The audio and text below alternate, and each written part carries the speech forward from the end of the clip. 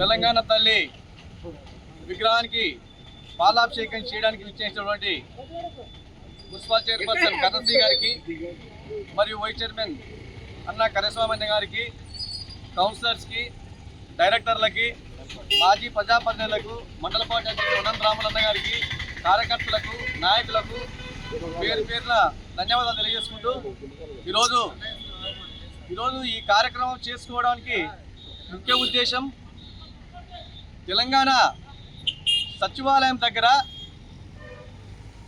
గౌరవనీయులు మాజీ ప్రధానమంత్రి అయినటువంటి రాజీవ్ గాంధీ విగ్రహాన్ని ఏర్పాటు చేయడం చాలా బాధాకరం.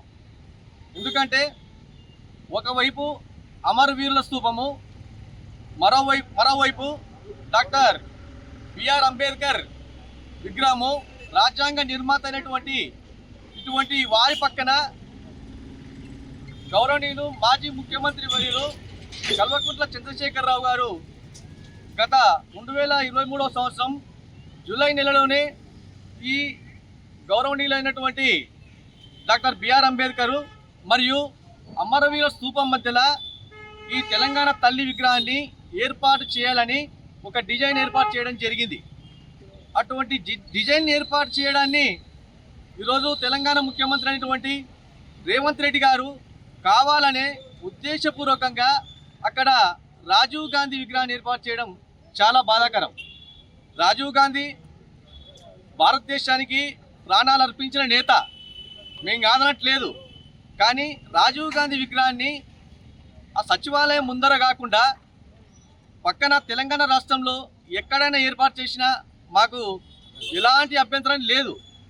కానీ అక్కడే కావాలని దురుద్దేశపూర్వకంగా ఈరోజు రాజీవ్ గాంధీ విగ్రహాన్ని ఏర్పాటు చేయడం మేము నిరసిస్తూ ఖండిస్తూ ఉన్నాం. అదేవిధంగా రేవంత్ రెడ్డి గారు తన వైఖరితో ఈ తెలంగాణ రాష్ట్రంలో అలజడులు సృష్టించడం జరుగుతూ ఉంది.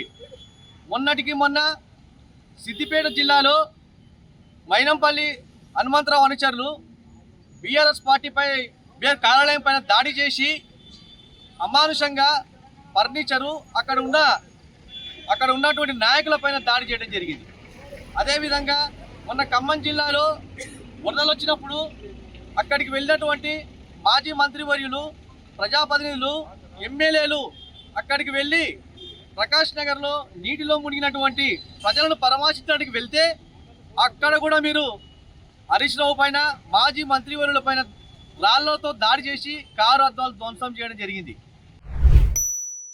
మన తెలంగాణ రాష్ట్రం వచ్చిన తర్వాతనే కొత్త జిల్లాలు కానివ్వండి, కొత్త రక్షణ శాఖలు కానివ్వండి, అన్నింటినీ డెవలప్మెంట్ చేసుకున్నాం అంటే మనం గత ప్రభుత్వంలో ఉన్నప్పుడు చేసుకోవడం కాబట్టి ఇప్పుడు వచ్చిన తర్వాత ఏమి రాలేదు, ఏమి చేసుకోలేదు కూడా. అలాగే మన తెలంగాణ తల్లిని